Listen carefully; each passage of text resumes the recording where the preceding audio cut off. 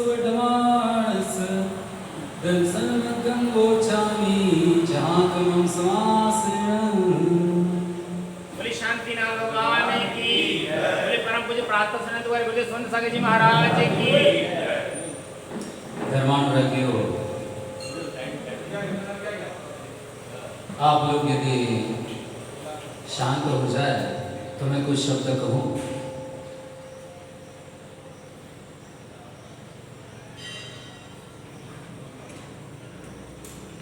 जिनेंद्र भगवान ने केवल ज्ञान प्राप्त करने के बाद जो उपदेश दिया है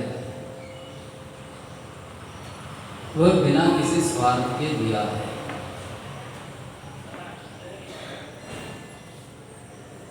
गलत उपदेश देने में दो बातें कारण होती है, एक अज्ञान और दूसरे कषाय। इसलिए जब तक कोई वक्ता संपूर्ण ज्ञान का धारक नहीं है, अज्ञानी है, अथवा उसमें क्रोध, मान, माया, लोभ, हास्य, रति, अरति, शोक, भय, जुगुप्सा, तीन वेद, इन कषाय नौ कषायों का उदय है, तब तक उसके वचनों को सर्वथा प्रमाण नहीं माना जा सकता। किंतु जिनेंद्र भगवान की दिव्य ध्वनि तभी खिलती है जब वे इन कषाय नौ कषायों का क्षय करते हैं, वीतरागता प्राप्त करते हैं, पश्चात ज्ञानावरण कर्म का क्षय करके केवल ज्ञान प्राप्त करते सर्वज्ञ होते हैं। इसलिए जिनेंद्र भगवान की वाणी में शंका करने के लिए कोई कारण नहीं है। हम जैसे वक्ता तो अल्प ज्ञानी भी है और कषायवान भी है। किसी के कषाय तीव्र हो सकते हैं, किसी के मंद हो सकते हैं। इसलिए हमारे वचन प्रमाण नहीं है। मैं बहुत गंभीरता से बोल रहा हूँ। मैं स्वप्न में अथवा नींद में बड़बड़ा नहीं रहा हूँ। मैंने न शराब पी है न भांग खाई है। पूरे होशो हवास में बोल रहा हूँ, बुद्धिपूर्वक और समझकर बोल रहा हूँ। मैं क्या बोल रहा हूँ, क्या कर रहा हूँ, इसका अर्थ मुझे अच्छी तरह से समझ रहा है। मैं फिर एक बार कहता हूँ, हमारे जैसे अल्पज्ञ और कषायवान वक्ताओं के वचन प्रमाण नहीं है, क्योंकि हम वीतरागी भी नहीं है और सर्वज्ञ भी नहीं है। फिर भी यदि निर्गंध स्वंद सागर जैसा कोई वक्ता कुछ उपदेश देता है और ज्ञानी जन उसमें श्रद्धा करते हैं, उस उपदेश को स्वीकार करते हैं, तो इसका एक ही कारण है कि हम अपने मन से कुछ भी नहीं बोलते हैं। हम तो वही बोलते हैं जो जिनेंद्र भगवान ने कहा है। आप लोग निवेदन करते हैं, महाराज प्रवचन कीजिए। हम प्रवचन का अर्थ जानते हैं। किम प्रवचनम? प्रवचनम क्या होता है? प्रकृष्ट वचनम प्रवचनम, प्रकृष्टस्य वचनम वा प्रवचनम। प्रकृष्ट अत्यंत उत्कृष्ट वचनों को प्रवचन कहते हैं, अथवा हमारे जैसे सामान्य वक्ता जिनमें विशेष बुद्धि नहीं है, सर्वज्ञता तो है ही नहीं, हमारे लिए कहा प्रकृष्टस्य वचनं प्रवचनम, जब स्वयं की बुद्धि नहीं है तो जो पहले प्रकृष्ट पुरुष अर्थात तीर्थंकर हुए, जिनदेव हुए हैं, उनकी वाणी को अपने मुख से कहो, उनके वचनों को अपने मुख से कहने का नाम प्रवचन है। जब तक हम जिनवाणी को ही अपने मुख से कहते हैं और जिनवाणी का ही आचरण करते हैं, तब तक ही हमारे वचन प्रमाण है। और जब हम जिनवाणी का अनुसरण करने के बजाय अपने मन का अथवा लोगों की इच्छा का अनुसरण करके बोलते हैं, लोगों की इच्छा का अनुसरण करके वर्तन करते हैं, तब हमारे वचन प्रमाण नहीं रहते हैं। आज जो मंगलाचरण किया, यह मंगलाचरण आचार्य भगवान कुंद देव ने किया हुआ है।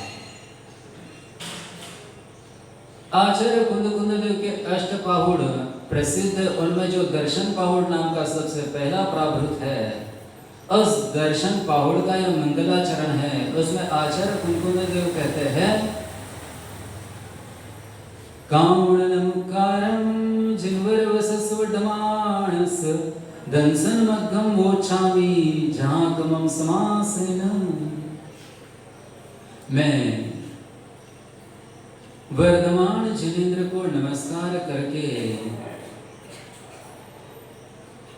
दर्शन पाहुड़ कहता हूं। कैसे वर्धमान स्वामी? कि जिनके वचन प्रमाण माने जाए और जिनको नमस्कार करके कुछ उपदेश दिया जाए।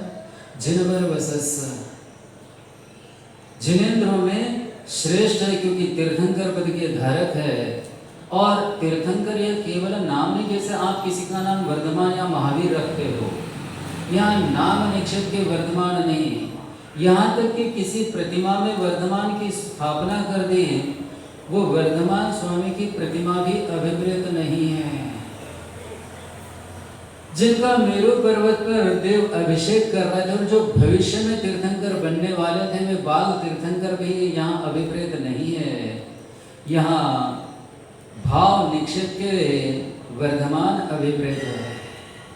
जिनने केवल ज्ञान को प्रत्यक्ष प्रकट किया है, जिनने वीतरागता प्राप्त की है, और समो शरण में विराजमान जिनेंद्र भगवान तीर्थंकर वर्धमान को नमस्कार करके मैं दर्शन पाहुड़ कहता हूं। इसलिए उनका स्मरण किया और उनका यह विषय कहा कि इन वचनों में कोई संदेह न रहे।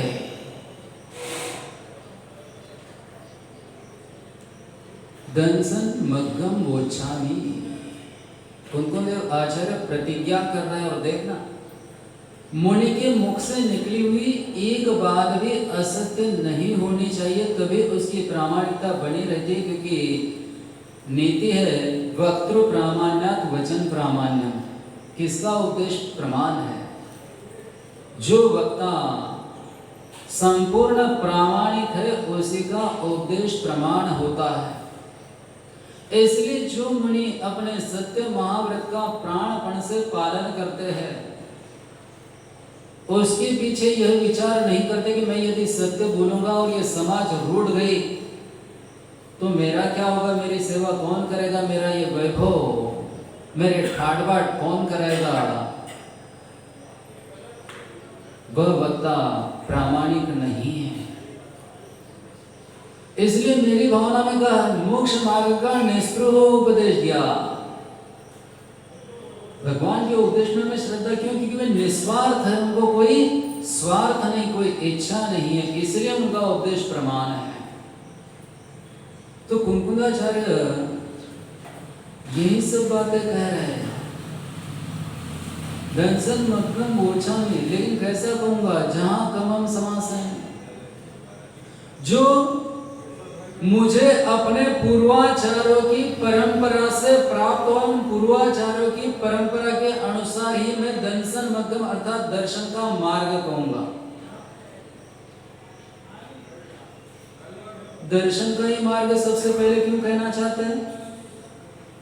इसका कारण आगे की गाथा में कहेंगे, लेकिन यहाँ पर समझिए कि कुंकुंदाचार्य दर्शन मार्ग को कहने की प्रतिज्ञा कर रही है। एक सामान्य मनुष्य अपने मुख से कुछ वचन कहता है तो उसे अपने वचनों का पालन करना चाहिए। फिर जिसने प्रतिज्ञा ही कर ली है, क्या वह अपने वचनों से विमुख होगा? क्या वो अपनी प्रतिज्ञा की हानि करेगा? असत्य बोलेगा? नहीं बोलेगा। इसलिए कुंकुंदाचार्य प्रतिज्ञा पूर्वक दर्शन पहुड़ कहने वाले हैं। इसमें अब कोई शंका मत करना, क्योंकि यह सुंदर सागर की वाणी नहीं, आचार्य कुंद देव की वाणी आपके सामने प्रकट होने जा रही है। और कुंद देव भी अपने मन से नहीं कर रहे। वास्तव में यह कुंद वाणी नहीं है, यह साक्षात जिनवाणी है। कुंकुंदाचार्य दर्शन पौड़ की दूसरी गाथा कहते हैं, अपनी प्रतिज्ञा की पूर्ति करने का प्रारंभ करते हैं। दंसन मूलो धम्मो विठो जिमरेंसी साणम तम सोण सकन्ने दंसन हीणोन बंदिवो। हम लोग वंदना करते हैं किसकी? देव शास्त्र गुरु की। लेकिन कौन से देव की करते हैं? मान लीजिए आपके सामने कोई भगवान साक्षात खड़े हो गए, 4 हाथ है, सिर पर सोने का मुकुट है, उसमें रत्न चढ़े हुए हैं, दोनों हाथों की 10 उंगलियों में नाना रत्नों की अंगूठियां पहनी हुई है, बाजू में बाजूबंद है, कटक है, कटी सूत्र है, मेखला है, गले में रत्नों के हार है।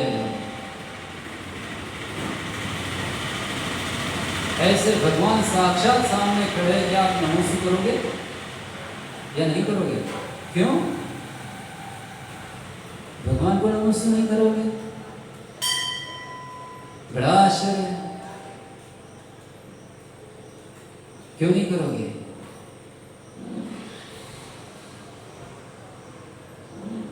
शायद ये विष्णु का रूप है, यह आपको पता है, इसलिए आप नमोस्तु नहीं कर रहे। आप लोग जैन हो ना? हाँ, दूसरे देवों को नहीं मानते हैं, आप केवल तीर्थंकर को ही मानते हैं। चलिए, आप दूसरे देव को नहीं मानते हैं तो हम आपके ही देव को आपके सामने उपस्थित करते हैं। भगवान का समोसरण है, मध्य में गंधकूटी है, गंधकूटी पर सिंहासन है, सिंहासन पर जिनेंद्र भगवान विराजमान है। हाथ जोड़ने के भाव हो रहे हैं। जिनेंद्र भगवान का रूप कैसा है? अत्यंत सुंदर है, मनोहर है, भास्वर अर्थात तेजस्वी है, 12 सभाएं लगी है, 4 प्रकार के देव, 4 प्रकार की देवियां, गणधर, मुनि, आरिकाए, श्रावक, श्राविका, तिर्यंच, ये सब सभाओं में बैठे हैं, भगवान की स्तुति कर रहे हैं, पूजा कर रहे हैं, वंदन कर रहे हैं, देख रहे हैं। भगवान ने नीले रंग का कुर्ता पहना है, पीले रंग की धोती पहनी हुई है, सिर पर मुकुट है, कानों में कुंडल है, गले में रत्नहार है। ओह, कितने सुंदर दिख रहे भगवान। बोलो नमोस्तु। नहीं, समोसरण में विराजमान अरविंद भगवान का वर्णन कर रहा हूं और आप कह रहे नमोस्तु नहीं करेंगे। क्या तुम इतने अभिमानी हो? भगवान को नमोस्तु नहीं कर, अरविंद भगवान को नमोस्तु नहीं करते? अरे ऐसे कैसे जैन हो? क्यों नहीं कर रहे हो ये तो बताओ।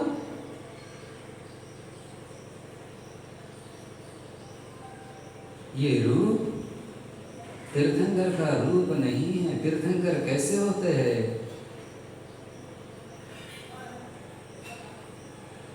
निरावरण, निरंबर, कोई अंबर नहीं, कोई वस्त्र नहीं, कोई आभरण नहीं, आभूषण नहीं, कोई आड़ नहीं, यथाजात होते हैं। जिस समय जन्म हुआ था उस समय जैसा शरीर था उस पर कोई वस्त्र का आवरण नहीं, शरीर के कोई संस्कार किए हुए नहीं है। वह यथाजात मुद्रा ही पूज्य है, अन्य कोई मुद्रा पूज्य नहीं है। इसलिए ऐसे रूप को नमस्कार नहीं करते हैं, चाहे वो समोसरण में विराजमान हो, चाहे विहार कर रहे हो, पर दोनों समय उनका रूप कैसा होता है? नग्न होता है, दिगंबर होता है, और उस दिगंबर रूप की उपासना करते हैं। इसीलिए तो आप लोगों को दिगंबर कहा जाता है। आप लोग कौन हो? दिगंबर हो ना? लेकिन मुझे तो मैं ही दिगंबर दिख रहा हूं, आप में से कोई भी दिगंबर नहीं दिख रहा है। फिर भी आप लोग बड़े गौरव से कहते हो हम दिगंबर हैं। तो किस कारण से कहते हो? आप तो सब सांबर हो, अंबर सांबर, वस्त्र सहित हो, लेकिन दिगंबर रूप की उपासना करते हो, इसलिए आप भी दिगंबर कहलवाते हो। जो बात भगवान की है वही बात गुरु की है ना? मान लीजिए देश का कोई नामी संत खमेरा में आए, पालकी में बैठा हो, शरीर पर लाल, पीले, काले, नीले, गेरुए या सफेद किसी प्रकार के वस्त्र पहने हुए हो, गले में रुद्राक्ष की अथवा फूलों की मालाएं पड़ी हो, अपार जन समुदाय उमड़कर उनको प्रणाम कर रहा हो, और पाठशाला का एक छोटा सा बालक सामने जाए, तो क्या वह बालक उस साधु को, उस संत को नमस्कार करेगा? नमस्ते कहेगा? क्यों नहीं कहेगा? क्योंकि दिगंबर जैन धर्म का एक छोटा सा बालक भी जानता है कि गुरु कैसे होते हैं, किनको सदगुरु कहते हैं। विषयाशा वशातीतो निरारंभ परिग्रह ज्ञान ध्यान तपोरक्त तपस्वी से प्रशस्ते। जैसे जैनों के भगवान दिगंबर होते हैं, वैसे जैनों के गुरु भी दिगंबर होते हैं। लेकिन केवल दिगंबर ही नहीं होते हैं, अपितु निराभरण यानी अलंकारों से भी रहित होते हैं। ऐसा नहीं कि शरीर पर वस्त्र तो नहीं, लेकिन शरीर पर कोई गहना, हार आदि हो, क्योंकि ऐसे भी साधु जग में देखे जाते हैं जो वस्त्र तो नहीं पहनते हैं, लेकिन गले में पुष्पों की मालाएं पहनते हैं। अन्य लोग भले उनको संत, महंत, गुरु, सदगुरु कहता हो, पर हमें सदगुरु की पहचान है। जिनके गले में फूलों की एक माला भी हो, उनको हम सदगुरु नहीं मानते, गुरु नहीं मानते हैं, क्योंकि हमारे गुरु भी हमारे भगवान के समान वस्त्र और अलंकारों से रहित है, रत्नहार और पुष्पमाला से रहित होते हैं। कुलबुद्धाचार्य यही तो कहना चाह रहे हैं। दंसन मूलो धम्मो ओठो जनवरेम शिष्याणम तम सोण सकन्ने दंसन हिनो न बंदिवो। जिनेंद्र भगवान ने अपने शिष्यों को दर्शन ही धर्म का मूल है, यह उपदेश दिया है। दंसन मूलो धम्मो, दर्शन ही धर्म का मूल है। जैसे मूल के बिना वृक्ष खड़ा नहीं रह सकता, हरा भरा नहीं रह सकता, वैसे दर्शन के बिना धर्म का वृक्ष भी हरा भरा नहीं रह सकता है।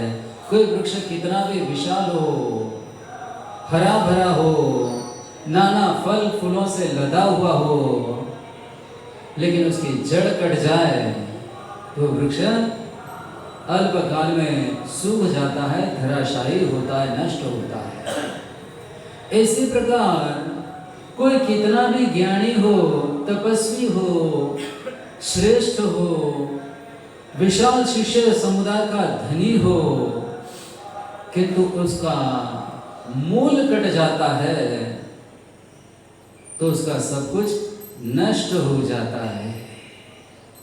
उसके आश्रय से धर्म नहीं रह सकता है। इसलिए जैसे वृक्ष को स्थिर रखने के लिए जड़ों को सींचा जाता है, फूलों को नहीं, पत्तों को नहीं, उसी प्रकार धर्म का वृक्ष स्थिर रखने के लिए, हरा भरा रखने के लिए धर्म वृक्ष की जड़ को सींचा जाता है, जड़ की सुरक्षा की जाती है। वृक्ष यदि कट भी जाए लेकिन जड़ सुरक्षित हो तो वृक्ष पुनः उगता है, पुनः बढ़ता है, पुनः हरा भरा हो जाता है। लेकिन जड़ें कट जाए तो केवल नष्ट ही होना उसकी नियति बन जाती है। इसलिए वृक्ष से भी ज्यादा महत्वपूर्ण उसकी जड़ है। इसलिए जिनेंद्र भगवान ने यह चिर परिचित उदाहरण आपके सामने रखकर कहा, दंसन मूलो धम्मो ओठम। किसने? स्वंग सागर ने नहीं, कुंकुंदाचार्य ने भी नहीं, जिनेंद्र भगवान ने यह उपदेश दिया है। किसके लिए? शिष्यानम, अपने शिष्यों के लिए, जो उनका उपदेश मानते हैं उनके लिए है। और यदि आप जिनेंद्र भगवान के उपदेश को नहीं मानते हो तो आपको सब कुछ करने की छूट है, आप जो चाहे कीजिए, स्वतंत्र हो। और यदि अपने आप को जैन मानते हो तो ध्यान रखना, जैन वो होते हैं जिन्हों यस देवता स जैन। जो जिनेंद्र भगवान को अपना देव मानते, आराध्य मानते और जिनेंद्र भगवान के उपदेश में श्रद्धा करते हैं, वही वास्तविक जैन है। शेष केवल नामधारी है, वास्तव में जिनेंद्र भगवान के शासन के शत्रु है। जिनेंद्र भगवान ने अपने शिष्यों को कहा, दंसन मूलो धम्मो, दर्शन ही धर्म का मूल है। तम सोगुण सकन्ने, उसे अपने कानों से सुनो, कान बंद करके नहीं, ये दो कान नहीं, अंतकरण के कान खोलकर सुनो। दर्शन ही धर्म का मूल है। लेकिन दर्शन क्या है? सामान्य रूप से जब भी दर्शन कहा जाता है तो या तो देव दर्शन याद आता है या सम्यक दर्शन और किसी किसी को दूरदर्शन। लेकिन ये तीनों दर्शन यहां अभिप्रेत नहीं है। दर्शन का अर्थ है रूप मुद्रा।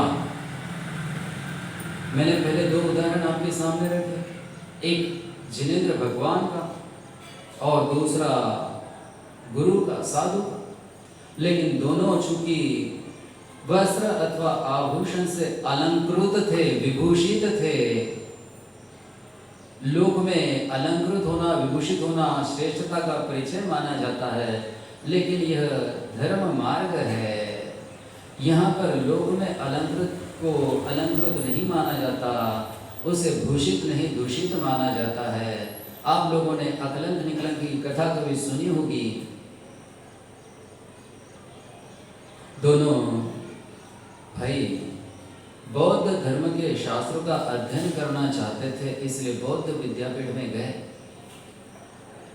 लेकिन उनकी प्रखर मेधा देखकर बौद्ध गुरुओं को संशय हुआ कि ये बौद्ध नहीं होंगे। इतना ज्ञान, इतनी तीक्ष्ण बुद्धि केवल जैनों की ही हो सकती है, इसलिए वो न हो, ये बालक जैन होने चाहिए। पर पहचान नहीं हो पा रही थी। छल से पहचान लिया, कारागृह में बंद किया, कल सुबह इनका शिरच्छेद करेंगे। लेकिन रात्रि में दोनों बालक कारागृह से निकलकर भाग गए। बौद्धों ने पीछा किया। ये सारी कथा बहुत विस्तृत है। प्रकरण इतना है कि परीक्षा करने के लिए क्या किया, एक जिन प्रतिमा सामने रखी और सबको कहा इस प्रतिमा को लांघ कर जाओ, और जो सच्चा जैन होगा प्राण देगा, लेकिन जिन प्रतिमा को लांघ कर नहीं जाएगा। अगलन निगलन संकट में फंसे, लेकिन मार्ग निकालना बुद्धिमानों का कार्य होता है। मार्ग खोज लिया। एक एक बौद्ध बालक जा रहा था और निसंकोच जिन प्रतिमा को लांघ कर जा रहा था। उनको कोई भय नहीं। उनकी दृष्टि में तो ये पाषाण है, लेकिन जैन की दृष्टि में तो प्रतिमा केवल प्रतिमा नहीं, साक्षात भगवान है, साक्षात जगत गुरु है। तो गुरु का अभिनय कैसे करें? संभव ही नहीं। प्राण त्याग देंगे, लेकिन जगत गुरु का अभिनय नहीं करेंगे। अकलन निकलन ने उपाय किया, प्रतिमा के समीप गए, धीरे से अपने वस्त्र का एक धागा निकालकर प्रतिमा पर डाल दिया। अब वो प्रतिमा निर्ग्रंथ प्रतिमा नहीं है, निष्परिग्रह प्रतिमा नहीं है, वो प्रतिमा परिग्रही हो गई। अब वो जिन प्रतिमा नहीं, जगत गुरु की प्रतिमा नहीं, वो तो सरागी प्रतिमा है, और उस प्रतिमा को लांघ कर गए। अब धागे का एक टुकड़ा प्रतिमा पर डाला तो प्रतिमा की पूज्यता समाप्त हो गई। फिर जिस प्रतिमा के गले में हार पड़े हो, उस प्रतिमा की कितनी पूज्यता रही? सिद्धांत की बात वो पूछ रहा हूं, आपके मन की नहीं।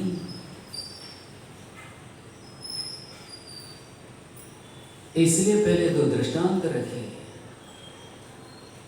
आप जैन हो, महावीर भगवान को मानते हो, शांतिनाथ भगवान को मानते हो, आदिनाथ भगवान को मानते हो, लेकिन उस प्रतिमा पर यदि कोई वस्त्र हो, गले में हार हो, तो उस मंदिर में जाकर क्या नमोस्तु करते हो? क्या उस प्रतिमा की प्रदक्षिणा करते हो? नहीं करते हैं। यदि मेरे गले में हार हो तो बेटा मुझे नमोस्तु करोगे? मैं तो नग्न हूं, मेरे पास पीछे का मंडल हो है, केवल हार ही तो पहना। उतने मात्र से मेरी पूज्यता समाप्त होती है। ये एक छोटे से बालक को समझता है। देखो, जैन धर्म का भविष्य उज्जवल है। वर्तमान चाहे जैसा हो, पर यदि छोटे से बालक को यह बात समझ रही है कि गले में माला है तो मुनि नहीं है। धन्य हो बेटा, तुम्हारा भविष्य उज्जवल रहेगा। बस ये बुद्धि हमेशा ऐसे ही स्थिर रखना। समोसरण हो, लेकिन भगवान नग्न ही रहते हैं। विक्रिया से भी देव उनके शरीर को आवृत्त नहीं करते हैं। ये दिगंबर जैन धर्म की बात है। अन्य लोग क्या मानते हैं उस समय कोई प्रयोजन नहीं। हमें इस समय औरों का खंडन नहीं करना है, हमें तो दिगंबरत्व का मंडन करना है। इसलिए औरों की मान्यता के विषय में इस समय हम कुछ नहीं कहना चाहते हैं। जब तीर्थंकर दीक्षा लेते हैं, जीवन भर जिनने सदा वस्त्र पहने हैं,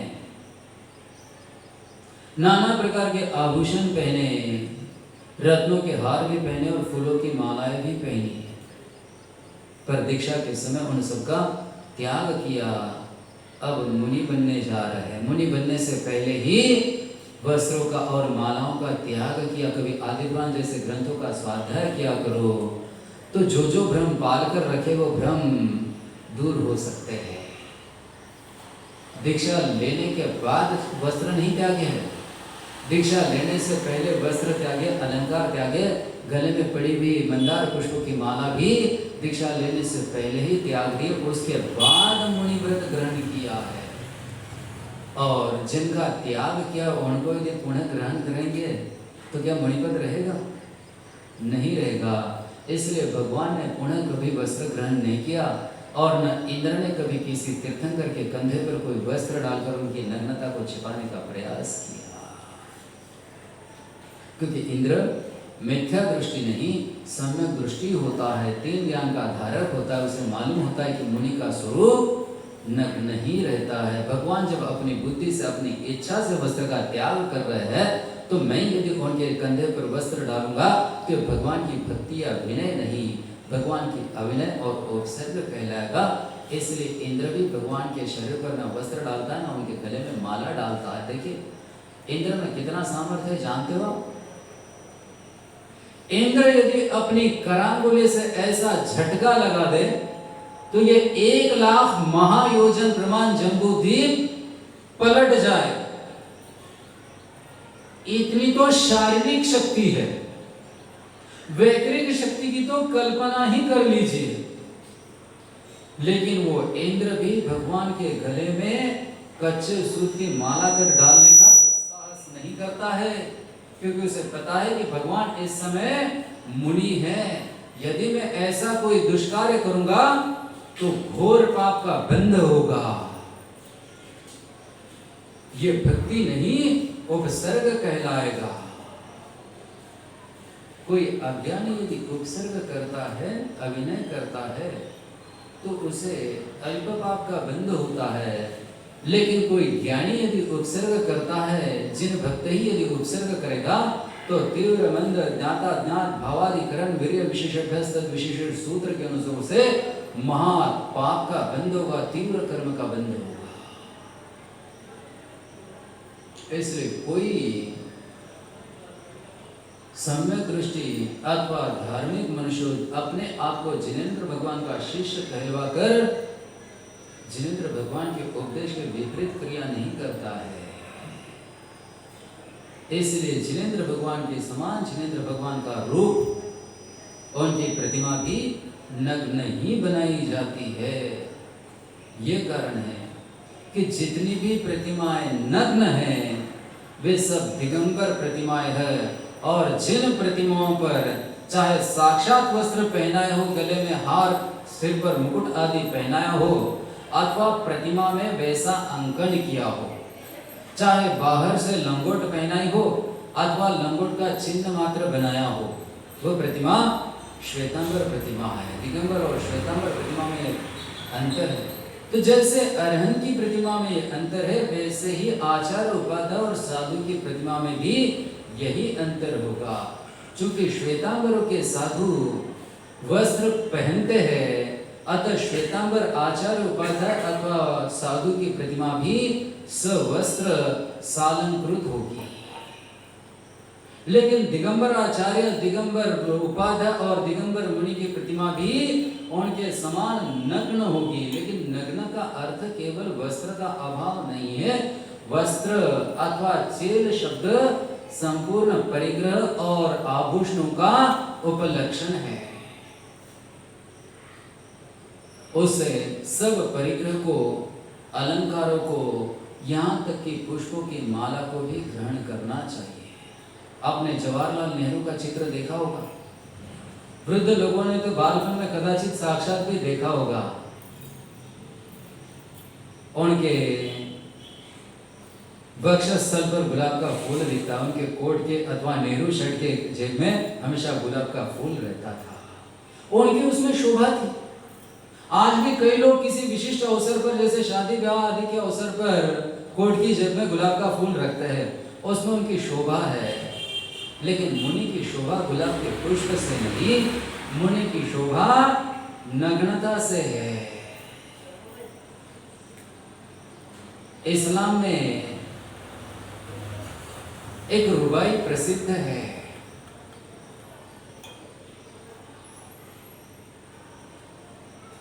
उसका अर्थ यह है, क्योंकि वो रुबाई फारसी में है, आप लोग फारसी नहीं समझ पाओगे, उर्दू भी शायद ही किसी को समझती होगी। तन की उरियाणी से बेहतर नहीं कोई लिबास, ध्यान से सुनना, तन की उरियाणी से बेहतर नहीं कोई लिबास, ये वो जामा है जिसका न उल्टा न सीधा। तन तो आपको पता है, तन यानी शरीर, उरियाणी यानी तेज। नग्न शरीर के तेज से बढ़कर इस जग में और कोई शोभा नहीं है। आप लोग अपने शरीर की शोभा बढ़ाने के लिए, सुंदर दिखने के लिए नाना प्रकार के वस्त्र, आभूषण, मालाएं आदि पहनते हैं, लेकिन बंधु तन की उरियानी से नहीं बेहतर कोई लिबास, ये नग्न शरीर की दैवी शोभा से बढ़कर अन्य कोई लिबास, कोई वेश नहीं है।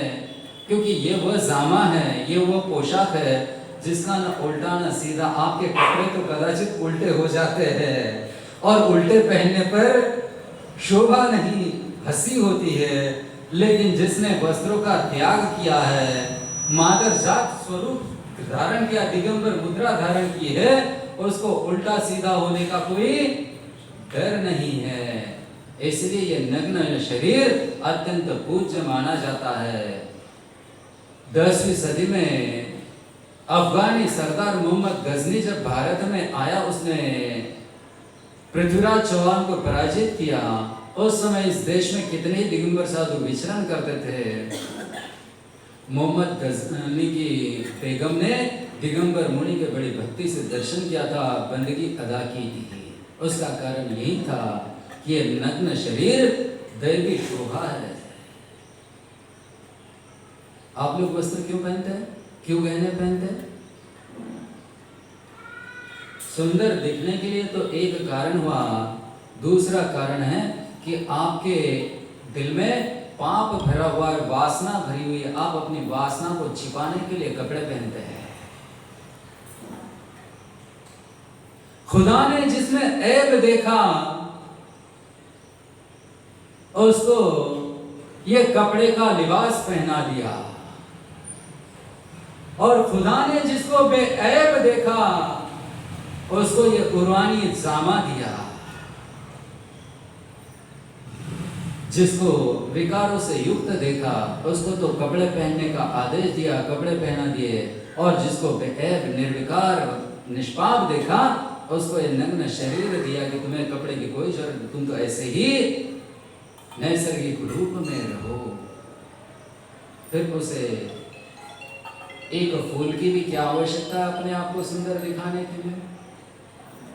और जैन शास्त्र तो कहते ही है कि मुनि की शोभा सुंदर शरीर से नहीं, मुनि की शोभा सुंदर चारित्र से होती है।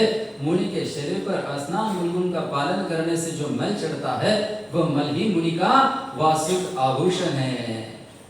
कभी महावीर कीर्ति महाराज का चरित्र पढ़ो, श्रमण सूर्य मंदिर में है कि कोई भक्त एक बार महावीर कीर्ति महाराज के शरीर पर चढ़ा हुआ मल उतारने का प्रयत्न कर रहा था, तो महावीर कीर्ति महाराज ने उसे डांट दिया, समझा दिया कि शरीर पर मिट्टी और पसीने के सम्मिश्रण से चढ़ा हुआ मल हमारे लिए दूषण नहीं, ये तो हमारा भूषण है, यही हमारे गहने हैं।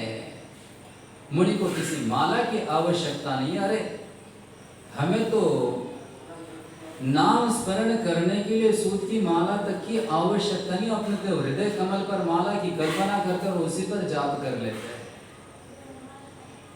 फिर गले में किसी और माला की क्या आवश्यकता है? यह दिगंबर जैन मुनि का नहीं, शंकराचार्य का स्वरूप हो सकता है कि मालाएं पहनी नहीं। आपकी दृष्टि में वीतरागी गुरु कौन है? किसको मानते? जिसने बड़े पुरुषार्थ से ये नग्न स्वरूप प्राप्त किया, बड़े कठिनता से त्यागने योग्य मोह को दूर करके वस्त्र और मालाओं का त्याग किया। आज यदि उन्हीं के गले में आप मालाएं पहनाओगे तो आपको भक्त कैसे कहा जाए? आप तो शत्रु हो, शत्रु। भक्त वेशधारी शत्रु कहो ज्यादा से ज्यादा। इस लोक में पग पग पर ऐसे लोग भरे हैं जो धर्म का मर्म नहीं जानते हैं, किंतु धर्मात्मा का वेश ग्रहण करते हैं। स्वयं अज्ञान के अंधकार में भ्रमित होते हैं, दूसरों को भी भ्रमित करते हैं। इसलिए गुरुकुलाचार्य जिनेंद्र भगवान का उपदेश सामने रख रहे हैं दंसन मूलो धम्मो ओइठो जिवरिम सिस्सानम। जिनेंद्र भगवान ने दर्शन को अर्थात इस नग्न निराभरण रूप को दर्शन अर्थात धर्म का मूल कहा है। जब तक इस निराभरण और निराभरण रूप की श्रद्धा नहीं होती है, आवरण सहित अथवा आभूषण सहित माला सहित रूप की जब तक किंचित भी आस्था मन में है, आप ये गांठ मांग लेना कभी आपको धर्म की श्रद्धा नहीं है। बाहर जो कुछ भी दिखा रहे हो वो केवल आडंबर प्रदर्शन मात्र, झूठा दंभ मात्र है।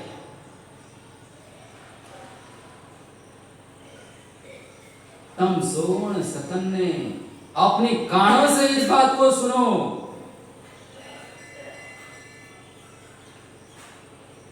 और दंसहीनो न बंदे वो, जिसमें ये नग्न रूप नहीं है, जिसमें ये निरावरण रूप नहीं, यदि पीछे भी सामने पकड़ी है तो हाथ मत जोड़ना। ये जिनेंद्र भगवान की आज्ञा है, क्योंकि वो कपड़े से भले ही नग्न है लेकिन मन से नग्न नहीं है। उसका मन अपने अंग को छिपाने के लिए आड़ खोज रहा है। आपने वस्त्र की आड़ ली तो उसने पीछे की आड़ ली, वो नग्न नहीं है, वो दिगंबर जैन मुनि नहीं है, चाहे कितना भी बड़ा क्यों न हो। ध्यान रखना, बड़े से बड़ा व्यक्ति भी यदि कुछ गलत करता है तो इसका अर्थ यह नहीं कि वो धर्म है। यदि तीर्थंकर भी वस्त्र पहन ले, माला पहन ले, ये स्वंद सागर ऐसे तीर्थंकर को भी सिर नहीं झुकाएगा, नमस्कार नहीं करेगा। बड़े से बड़ा व्यक्ति गलत करता है तो वो सही नहीं होता है, वो धर्म नहीं होता है।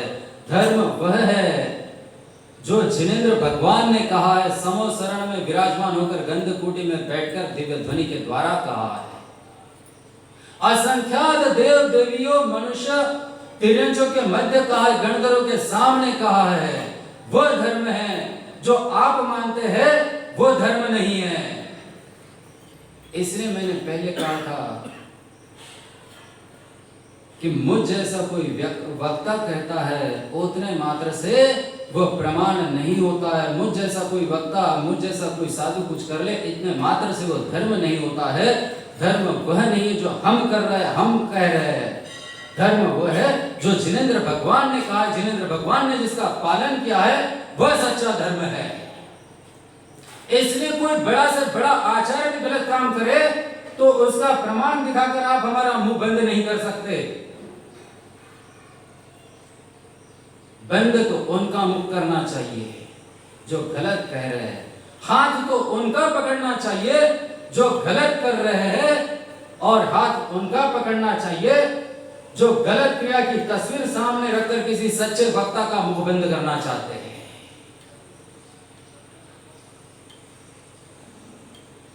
ये स्वंद सागर नहीं, स्वंद सागर के मुख से कुंद आचार्य बोल रहे, जिन्होंने पंचम काल में विदेह क्षेत्र में जाकर साक्षात तीर्थंकर के दर्शन किए, साक्षात दिव्य ध्वनि सुनी है। हमारे लिए तो कहा जा सकता है कि हमारा ज्ञान अल्प ज्ञान है, परंपरा से आया है, क्या पता सच्चा है कि झूठा है। किंतु कुंकुंदाचार्य तो साक्षात समो शरण में जाकर दिव्य ध्वनि सुनकर आए हैं, और वह कह रहे हैं दंसन मूलो धम्मो इठम जिनवरिम सिस्सानम तम सोण सकन्ने दंसहीनो न बंदियो, जिसमें ये नग्न दिगंबर रूप नहीं है, जिसमें एक धागे का भी परिग्रह है, चाहे वो स्वयं ग्रहण किया हो चाहे किसी और ने डाला हो, पर जब तक परिग्रह तब तक वह पूज्य नहीं है। इसलिए यदि किसी प्रतिमा पर इस प्रकार की गलत क्रिया होती है तो उसकी पुनः प्रतिष्ठा करनी पड़ती है, क्योंकि उससे पहले के संस्कार नष्ट हो चुके हैं। जब तक पुनः पंचकला नहीं होता तब तक उस प्रतिमा की वंदना नहीं की जाती है। समझ रहे हैं आप कितनी गंभीर बात बोल रहा हूं? क्या कर रहे हैं? अहो, इतिहास काल में तो गैरों ने हम पर उपसर्ग किए, लेकिन ये 21वीं सदी तो ऐसी आ गई कि अपने ही उपसर्ग कर रहे हैं, अपने ही अपने धर्म का विध्वंस करने पर तुले हुए हैं। कहां जाकर इस पाप का फल भोगोगे, ये तो विचार करो।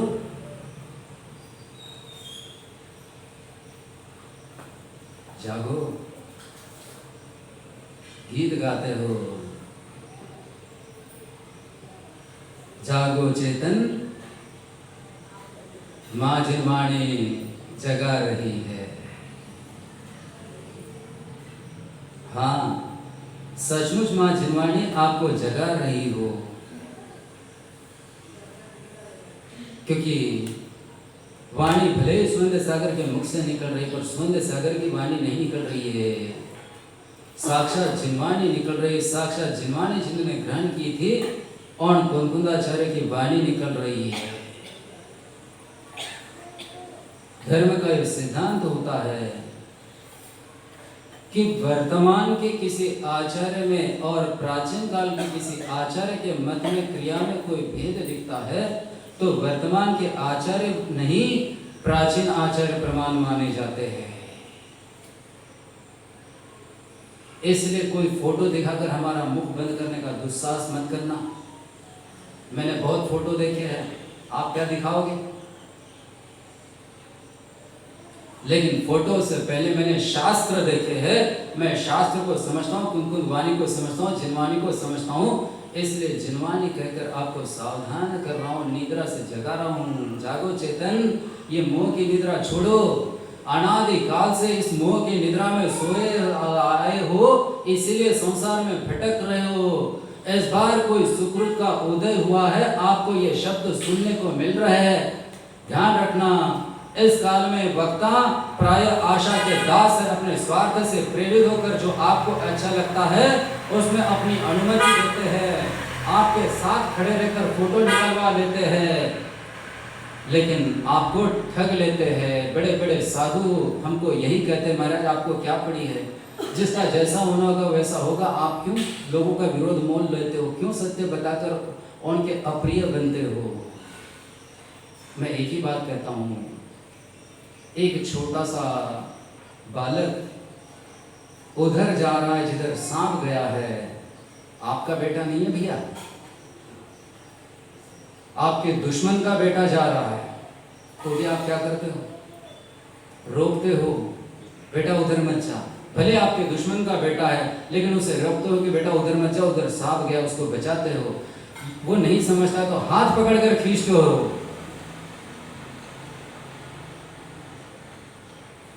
आप मेरे दुश्मन तो नहीं हो,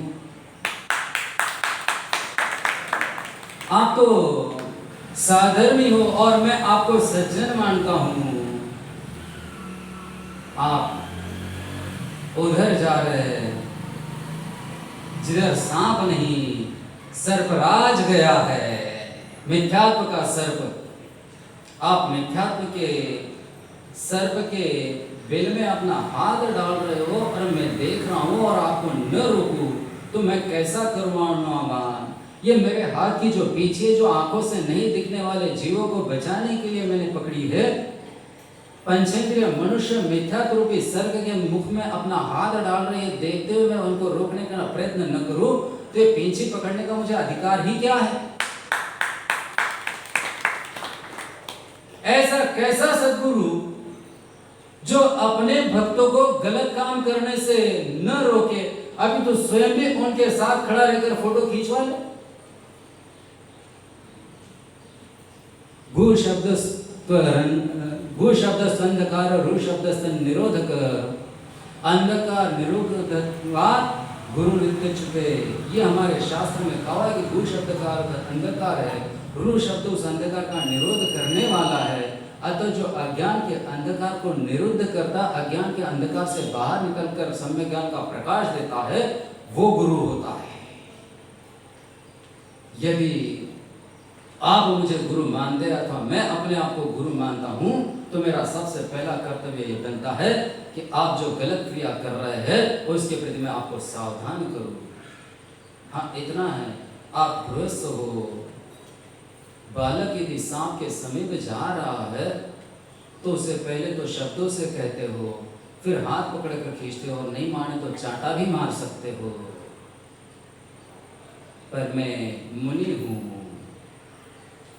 मैं शब्दों के चाटे चाहे जितने मार सकता हूँ, आपकी गाल में चाटा मारने का अधिकार मुझे नहीं है, आपका हाथ पकड़ने का भी अधिकार मुझे नहीं, मुझे तो केवल आपको सन्मार्ग दिखाने का अधिकार है, इसलिए सन्मार्ग दिखा रहा हूँ। चूँकि कुनकुंदा आचार्य की गाथा हमने सामने रखी है, इसमें कुनकुंदाचार्य के ही शब्द पुनः पर आपके सामने रखा हूँ। जमते रोचेगी तम कुंजा, इसके बाद भी आपको जो रूझता है वह करो, क्योंकि मैं गुरु हूँ, मेरा काम उपदेश देना, आदेश देना नहीं। लेकिन ध्यान रखना, अपनी अपनी करने का फल सबको मिलता है, इस भाव में ही नहीं परमों में भी मिलता है, इस भाव में भी मिलेगा, पर भाव में भी मिलेगा। ये मत सोचना कि हमने पहले बहुत पुण्य किया है, हम पर गुरुओं की कृपा है, इसलिए हमारी निरंतर उन्नति ही होती रहेगी। मैं जैन हूँ, जैन धर्म का ज्ञाता हूँ। जैन धर्म का सिद्धांत है स्वयं कृतम कर्म यदात्मना पुरा फलम तद्यम लभते शुभाशुभम पैरेण दत्तम यदि लभते स्फुटम स्वयं कृतम कर्म निरर्थकम तदा। जीव पहले जो शुभाशुभ कर्म करता है उसके अनुसार उसको अच्छा बुरा फल मिलता है। दूसरा कोई यदि फल देता है ऐसा मानोगे तो स्वयं किया हुआ कर्म निरर्थक हो जाएगा। ये तो व्यवहार की भाषा होती कि गुरु का आशीर्वाद है इसलिए हमारा कारोबार फल फूल रहा है, हमारी समृद्धि बढ़ रही है। वास्तव में गुरु के आशीर्वाद से नहीं, आपके पूर्व पुण्य के उदय से समृद्धि बढ़ रही है, आप फल फूल रहे हैं।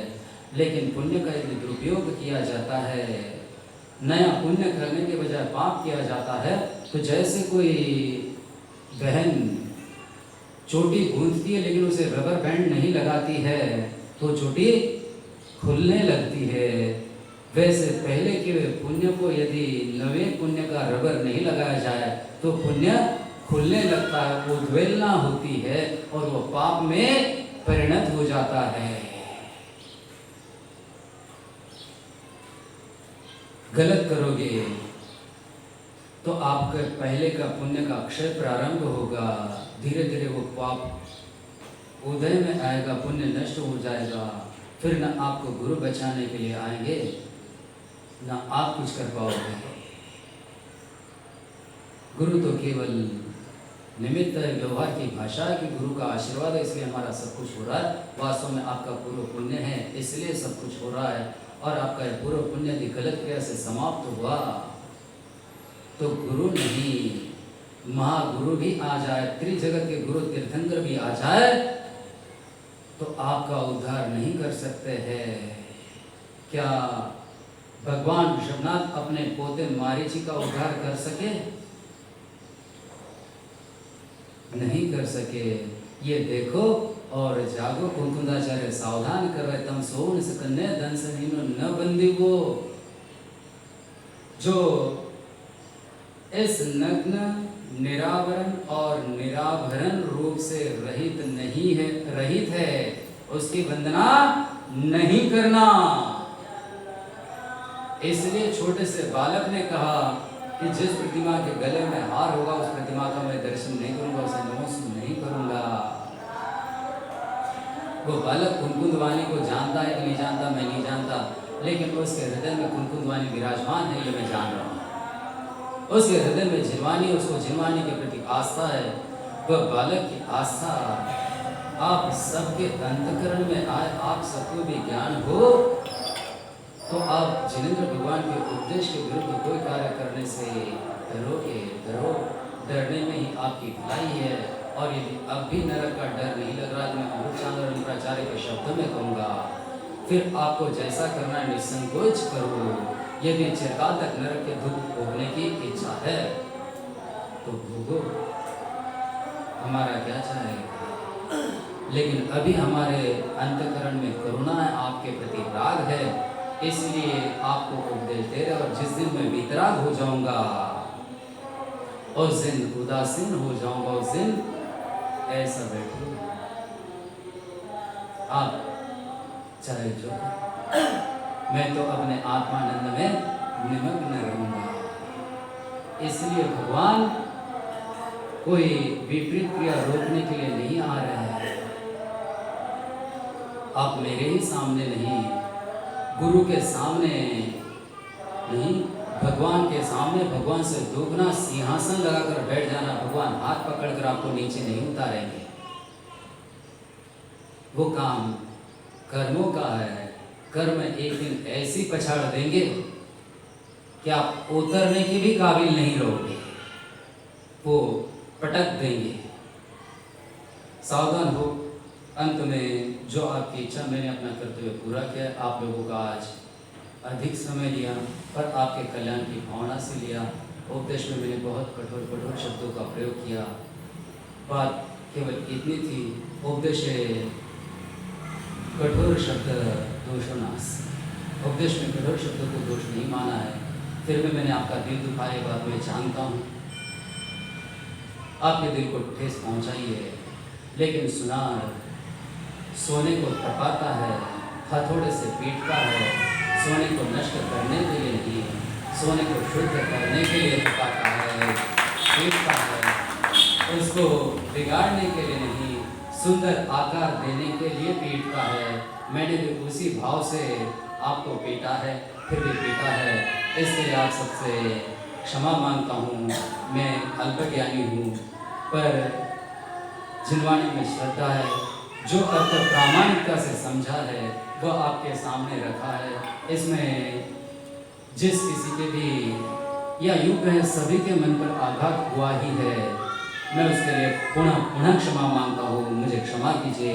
लेकिन आप तो इसमें जो अमृत भरा है वो अमृत ग्रहण कीजिए, अपना कल्याण कीजिए। आप सबका कल्याण हो, यही आप सबके लिए मंगलमय आशीर्वाद। बोलिए महावीर भगवान की जय। बोले परम पूज्य प्रातः स्नान गुरु सुरेंद्र सागर जी महाराज की जय। जय मात्रा पदवाक्य हे नम मया प्रमादाद किंचन उत्तम तन्मे क्षमित्वा विदधातु देवी सरस्वती केवल बोधरभ्य।